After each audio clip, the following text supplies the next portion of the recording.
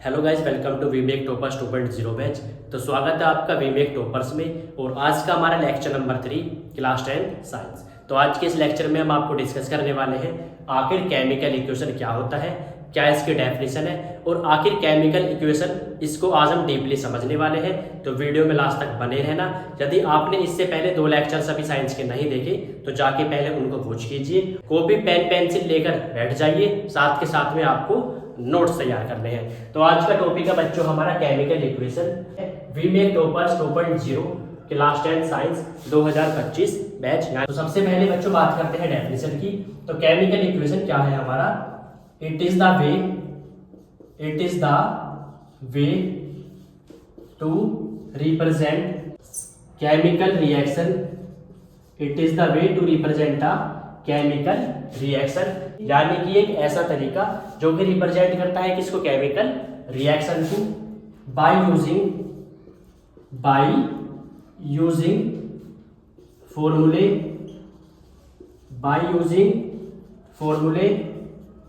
Symbols and physical state. तो बच्चों chemical equation क्या है हमारा? यानी कि it is the way to represent a chemical reaction by using formulae symbols and physical state. तो सबसे पहले बात करते हैं डेफिनेशन, जो कि आपको नोट्स में लिखनी है। तो यानी कि केमिकल इक्वेशन एक ऐसा तरीका है, एक ऐसा वे है किसको रिप्रेजेंट करने का? केमिकल रिएक्शन को। केमिकल रिएक्शन को लिखने का जो तरीका होता है, सिंपली वो होता है केमिकल इक्वेशन। यानी कि एक ऐसा तरीका जो रिप्रेजेंट करता है किसको? केमिकल रिएक्शन को। किसका यूज करते हैं बच्चों? फॉर्मूले का यूज करते हैं, सिंबल्स का यूज करते हैं और फिजिकल स्टेट। बच्चों फिजिकल स्टेट में आपको कुछ बातें याद रखनी है। फिजिकल स्टेट्स के अंदर आपको कुछ बातें याद रखनी है, जैसे कि यदि कहीं पर सॉलिड स्टेट है, यानी कि कहीं पर सॉलिड स्टेट आता है, उसके लिए हम यूज करते हैं एस यानी कि सॉलिड स्टेट। यदि लिक्विड स्टेट है यानी कि छोटा एल लिक्विड स्टेट, इसके लिए हम यूज करते हैं स्मॉल एल। लिक्विड स्टेट इसके लिए यूज करते हैं एल। और यदि कहीं पर गैसियस स्टेट है, गैसियस स्टेट बच्चों इसके लिए यूज करते हैं छोटा जी। यानी कि कहीं पर एस इसका मतलब सॉलिड स्टेट होता है रिएक्शन के अंदर, एल लिक्विड स्टेट, जी गैसियस स्टेट, और एक वर्ड होता है एक्वस यानी कि ए क्यू जिसका मतलब होता है एक्वस यानी कि लिक्विड होता है हमारा, जी गैसियस, एल लिक्विड स्टेट और एस बच्चों जो कि होता है सॉलिड स्टेट। तो ये हमारी फिजिकल स्टेट्स होती है बच्चों, जिसका हम यूज करते हैं जब केमिकल इक्वेशन को लिखते हैं। ये आपको याद रखना है। तो केमिकल इक्वेशन एक ऐसा तरीका होता है जो रिप्रेजेंट करता है किसको? केमिकल रिएक्शन को। किसका यूज करते हैं? फॉर्मूले का यूज करते हैं, सिंबल्स का यूज करते हैं और साथ साथ में फिजिकल स्टेट। मोटी मोटी बात आपको याद रखनी है। केमिकल इक्वेशन क्या है बच्चों? केमिकल रिएक्शन को लिखने का तरीका। सिंपली केमिकल रिएक्शन को लिखने का जो तरीका होता है बच्चों, वो कहलाता है केमिकल इक्वेशन। फिजिकल स्टेट में आपको 4 बातें याद रखनी है। एस यानी कि जिसको रिप्रेजेंट करते हैं, यानी कि सॉलिड स्टेट को रिप्रेजेंट करता है, एल लिक्विड स्टेट, जी गैसियस स्टेट और ए क्यू यानी कि एक्वस जो कि हमारा लिक्विड ही होता है। सिंपली बात करते हैं एग्जाम्पल की। अगर बच्चों बात करें एग्जाम्पल, जैसे कि कार्बन प्लस ऑक्सीजन जब ये कंबाइन करता है जो कि बनाता है कार्बन डाइऑक्साइड। अब बात करते हैं सिंपली केमिकल इक्वेशन आखिर होता क्या है? कार्बन जिसका सिंबल होता है C, ऑक्सीजन जिसका होता है O2, एरो लगाया, और कार्बन डाइऑक्साइड बच्चों जो कि होता है CO2।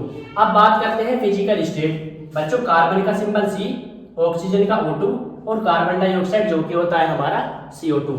तो बच्चों अब बात करते हैं फिजिकल स्टेट, ये दर्शानी होती है बच्चों। कार्बन जो कि होता है सॉलिड स्टेट में, तो इसके लिए यूज करते हैं S।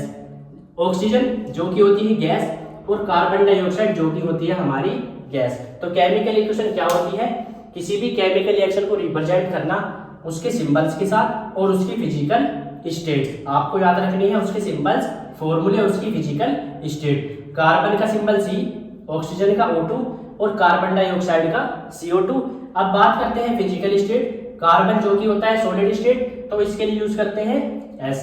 ऑक्सीजन होती है गैसियस स्टेट, तो गैसियस स्टेट तो साथ में यूज करते हैं जी। कुछ पॉइंट याद रखने हैं आपको इसमें। दो रिएक्शन हमारी होती है, एक तो एक्सोथर्मिक हमने आपको प्रीवियस लेक्चर में बताया, लेक्चर नंबर 2 में बताया, दो रिएक्शन होती है, एक तो एक्सोथर्मिक, एक होती है एंडोथर्मिक। जिसमें से हीट रिलीज होती है वो तो कहलाती है हमारी एक्सोथर्मिक, यानी कि जिसमें से हीट रिलीज होती है वो कहलाती है एक्सोथर्मिक, और जिसमें हीट होती है एब्जॉर्ब यानी कि जो हीट को लेता है वो कहलाता है एंडोथर्मिक। यदि किसी रिएक्शन में हीट बाहर निकलती है तो वो भी पॉइंट्स आपको शो करने होते हैं। बात करते हैं जब कार्बन ऑक्सीजन से रिएक्ट करता है बच्चों, इसमें बनता है CO2 और साथ साथ में इसमें से हीट बाहर निकलती है, तो ये भी चीजें आपको दर्शानी होती है केमिकल इक्वेशन के अंदर। हीट ऐड होती है जैसे कि कैल्शियम कार्बोनेट जब ये हीट लेता है इसको गर्म करते हैं जो कि बनाता है CaO प्लस का CO2। बच्चों ये आपको याद रखना है, जिस रिएक्शन में हीट लेता है वो भी आपको दिखाना है।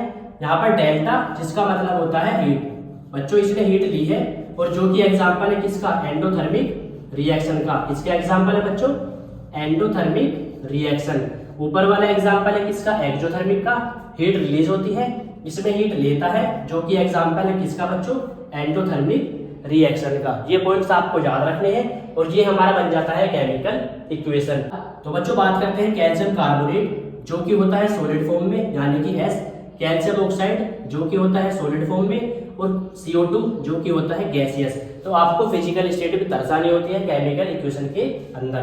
Calcium carbonate solid, calcium oxide solid, carbon dioxide gas. तो आज का लेक्चर जिसमें हमने डिस्कस किया आखिर केमिकल इक्वेशन क्या होता है। तो केमिकल इक्वेशन केमिकल रिएक्शन को लिखने का तरीका होता है, उसके फॉर्मूले, सिंबल्स और उसकी फिजिकल स्टेट के साथ में। फिजिकल स्टेट आपको याद रखनी है, सॉलिड के लिए S, लिक्विड के लिए L, गैसेस के लिए G और एक्वस के लिए AQ आपको लिखना